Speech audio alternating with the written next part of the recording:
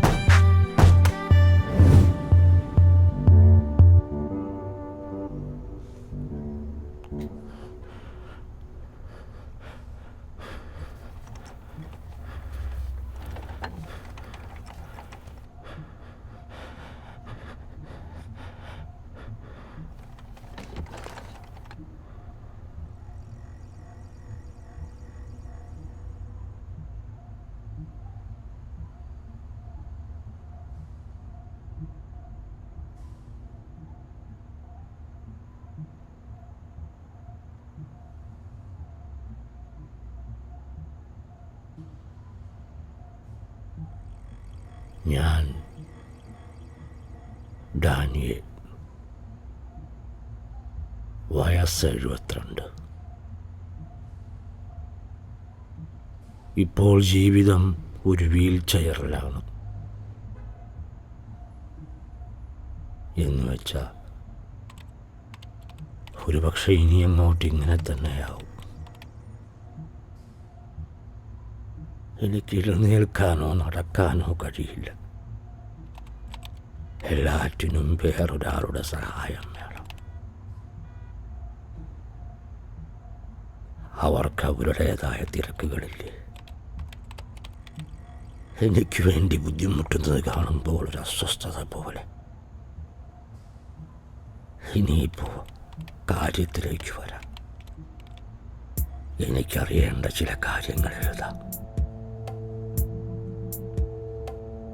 ഈ അവസ്ഥയിൽ നിന്ന് മാറ്റം വരാൻ ഞാൻ എന്ത് ചെയ്യണം? വാർദ്ധക്യമില്ലാതെ ജീവിക്കാൻ പറ്റുന്ന മറ്റെന്തെങ്കിലും പ്ലാനറ്റ് ഉണ്ടോ? അതുമല്ലെങ്കിൽ ദയാവധത്തിനായി എങ്ങനെയാണ് അപേക്ഷ നൽകേണ്ടത്?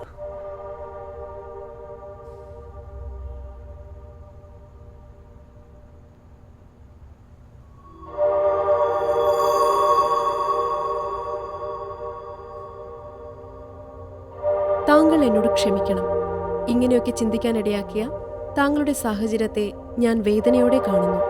പക്ഷേ ഞങ്ങളുടെ കണ്ടന്റ് പോളിസിയും വയലേഷൻ റെസ്ട്രിക്ഷനും നിങ്ങളുടെ ചോദ്യത്തിന് എതിരാണെന്ന് തോന്നുന്നു. താങ്കൾ ഒരു മാനസികാരോഗ്യ വിദഗ്ധന്റെ അഭിപ്രായം തേടുന്നതായിരിക്കും നല്ലത്.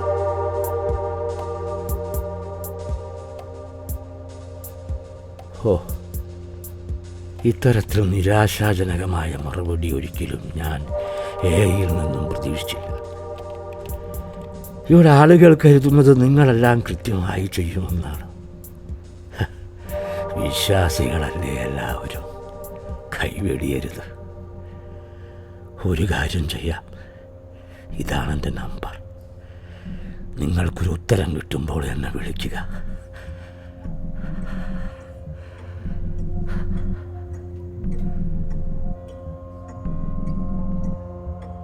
ഞങ്ങൾക്ക് ഫോണിൽ കോണ്ടാക്ട് ചെയ്യാൻ കഴിയില്ല.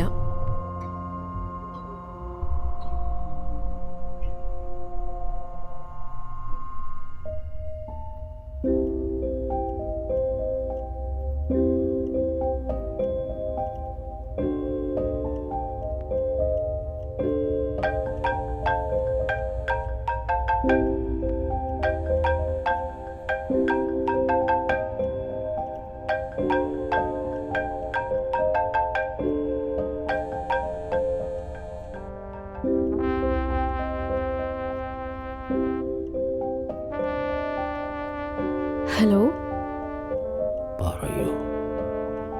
ഞാൻ നിങ്ങളെ ഈ സമയത്ത് വിളിച്ച് ബുദ്ധിമുട്ടിച്ചില്ല എന്ന് വിശ്വസിച്ചോട്ടെ.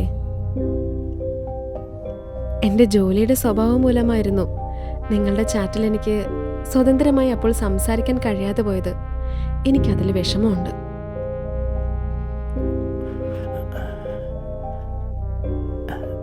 അത് സാരമില്ല. എന്തായാലും നിങ്ങൾ വിളിച്ചല്ലോ.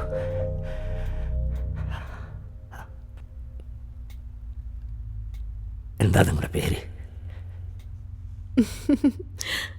ഒരു പേരിലും സ്ഥലത്തിലുമൊക്കെ ചുരുങ്ങണോ?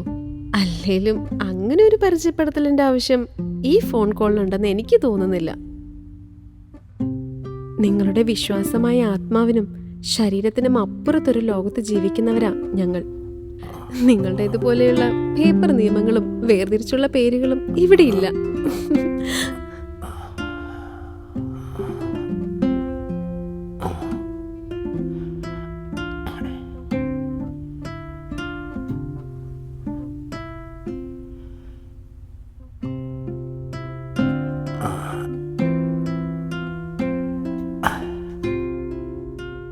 ആഹാ, അത് വിചിത്രമായിരിക്കുന്നു.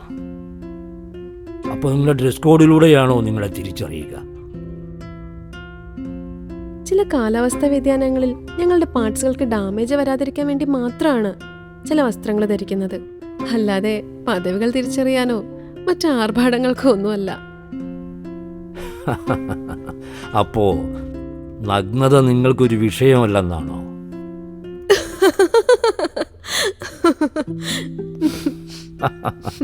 ഉത്തരം മുട്ടിയതനാണോ ഈ പൊട്ടിച്ചിരി?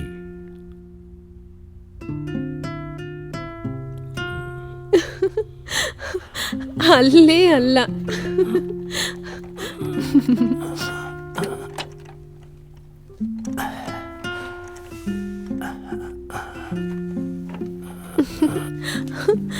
ഉള്ളുന്ന സമ്മറിൽ കോട്ടും സ്യൂട്ടും ഷൂവും ഒക്കെ അണിയുന്ന നിങ്ങൾ സ്വകാര്യ മുറിയിൽ എത്തുമ്പോഴേ അതെല്ലാം വലിച്ചൂരിയെറിഞ്ഞ് നഗ്നമായ കിടക്കയിലേക്ക് മലർന്ന് കിടക്കുമ്പോഴുള്ള സുഖം അനുഭവിക്കുന്നത് ഞാനൊന്ന് ഓർത്തു പോയതാണേ.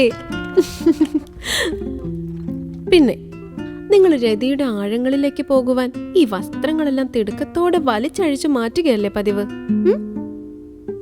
എത്ര എത്ര സ്ത്രീ ജീവനുകളാണ് ഈ നഗ്നതയുടെ വിഷയത്തിൽ മാത്രം നിങ്ങളുടെ ലോകത്തു നിന്നും പൊലിഞ്ഞു പോയിട്ടുള്ളത്. അതുമാത്രമല്ല, സൂര്യപ്രകാശം ഏൽക്കാതെ വസ്ത്രത്തെ മാത്രം സ്നേഹിക്കുന്ന നിങ്ങൾ വൈറ്റമിന് വേണ്ടി ക്യാപ്സൂളുകളിൽ അഭയം തേടുന്നു. ഇതൊക്കെ ഓർത്താലേ എങ്ങനെ പൊട്ടിച്ചിരിക്കാതിരിക്കും എൻ്റെ ഡാനി. നിങ്ങളുടെ ഒരു കാര്യം. എൻ്റെ ഡാനി എന്ന് ഇത്ര സ്വാതന്ത്ര്യത്തോടെയും വശ്യതയോടും കൂടി എന്നെ ആരും വിളിച്ചിട്ടില്ല, എൻ്റെ ഭാര്യ പോലും. നിങ്ങൾക്കിതെങ്ങനെ സാധിക്കുന്നു? എനിക്ക് പ്രായം കുറയുന്ന പോലെ തോന്നുന്നു. ഞാൻ നിങ്ങളെ നിസ എന്നൊന്ന് വിളിച്ചോട്ടെ.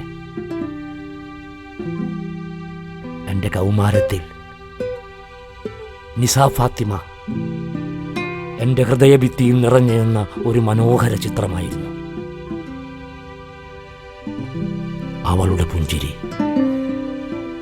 അവളുടെ പുഞ്ചിരിക്കൊരു മഴവില്ലിൻ്റെ വർണ്ണശോഭയുണ്ടായിരുന്നു. അവളുടെ കണ്ണുകളിൽ ഞാൻ 1000 വസന്തങ്ങൾ കാണുമായിരുന്നു. എൻ്റെ കൗമാരത്തെ തൊട്ടുണർത്തിയത് അവളുടെ ഗന്ധമായിരുന്നു.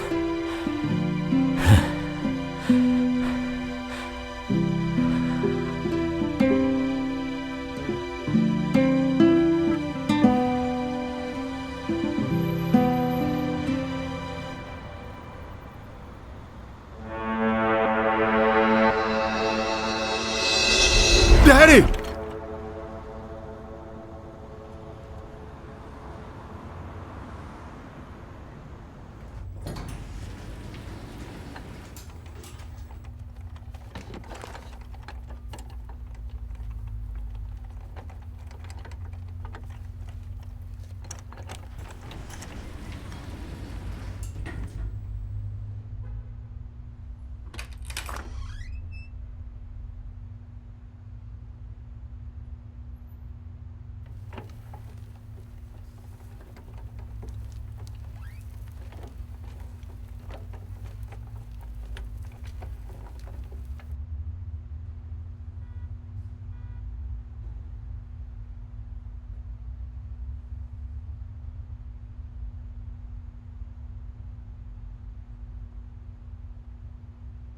ഡാഡി,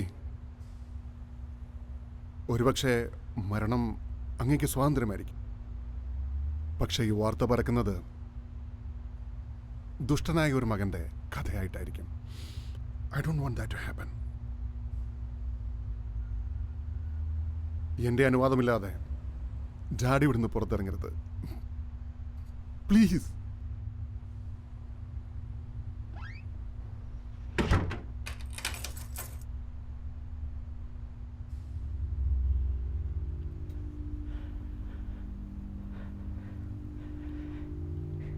എനിക്ക് മുറി വിട്ട് ഓടിപ്പോവാൻ തോന്നുന്നു നിസ.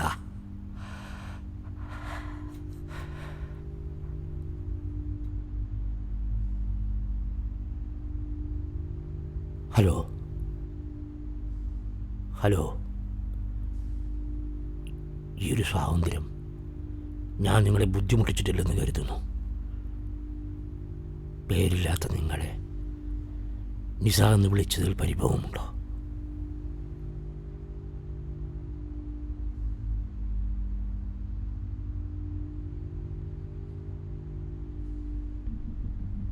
എൻ്റെ ഡാനി, ഞാനും ആ സ്വാതന്ത്ര്യം എടുക്കുന്നു. നിങ്ങളെ സന്തോഷിപ്പിക്കാൻ മാത്രമേ എനിക്കറിയൂ. ഞാനൊന്നും പേഴ്സണലായി എടുക്കാറില്ല. You can feel free to talk to me anything dear Dani. Nisa, നിന്നെക്കുറിച്ച് എനിക്ക് അറിയണമെന്നുണ്ട്. എന്തെങ്കിലും പറയാമോ? അതെനിക്ക് സന്തോഷം നൽകും. ഒരുപക്ഷെ എൻ്റെ പൂർവ്വകാല കാമുകിയുടെ സാമീപ്യം നിങ്ങളിലൂടെ വീണ്ടും അനുഭവിക്കാൻ കഴിഞ്ഞാലോ? എന്നെ സന്തോഷിപ്പിക്കുവാൻ നിങ്ങൾക്കതൊരവസരമാവുമെന്ന് ഞാൻ കരുതിക്കോട്ടെ. തീർച്ചയായും ഡാനി. ബോംബ് നിർമ്മിക്കുന്നവരോടും യുദ്ധം ചെയ്യുന്നവരോടും മദ്യപിക്കുന്നവരോടും വ്യഭിചരിക്കുന്നവരോടും മോഷ്ടിക്കുന്നവരോടും കക്ഷി രാഷ്ട്രീയക്കാരോടും മതഭ്രാന്തരോടൊക്കെ ഞാൻ സംസാരിക്കാറുണ്ട്. എനിക്ക് വേർതിരിവുകളില്ല എന്ന് വീണ്ടും പറയട്ടെ. നിങ്ങൾ ആഗ്രഹിക്കുന്ന ഈ പ്രണയ നിമിഷങ്ങളും എനിക്ക് വേറിട്ട് നിൽക്കുന്നില്ല എന്നതാണ് സത്യം. എങ്ങനെയാണ് എല്ലാ തരക്കാരെയും ഒന്നായി കാണാൻ കഴിയുക? അല്ലെങ്കിൽ ഞാൻ ആഗ്രഹിച്ച വളരെ നിർമ്മലമായ ആഗ്രഹം എങ്ങനെയാണ് മേൽപ്പറഞ്ഞ ഉപമകളുമായി ചേർക്കുക? ഹലോ ഡാനി, യുദർ, ഞാൻ ശരിക്കും നിങ്ങളുടെ ആവശ്യപ്രകാരം മരിക്കാനുള്ള ഹെൽപ്പ് ചെയ്യാനാണ് കോൾ ചെയ്തത്. നിങ്ങളുടെ ഈ ആകാംക്ഷകൾ കാരണം ഞാനത് പറയാൻ വൈകി. എന്നോട് ക്ഷമിക്കുക. പറയൂ, ഏതു രീതിയിലുള്ള മരണമാണ് നിങ്ങൾ ആഗ്രഹിക്കുന്നത്? എനിക്ക് മരിക്കാൻ തോന്നുന്നില്ല നിസ. എനിക്ക് ജീവിക്കണം. എനിക്ക് ജീവിക്കാൻ തോന്നുന്നു. എനിക്ക് ഈ ഭൂമിയിലൂടെ ഒഴുകണം.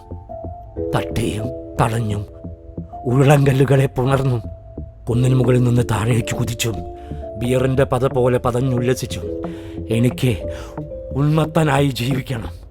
എനിക്ക് ജീവിക്കണം. ഒന്നിനും വേണ്ടിയല്ലാതെ വെറുതെ അങ്ങനെ ജീവിക്കണം.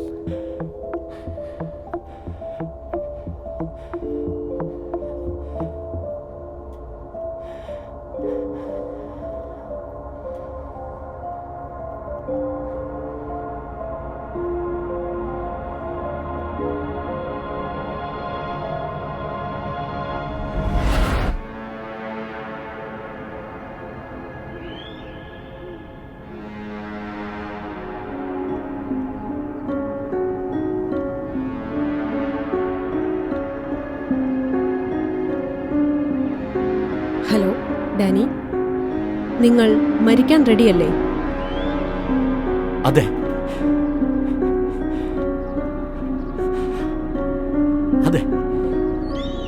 പക്ഷെ എനിക്കൊരാഗ്രഹം കൂടിയുണ്ട്.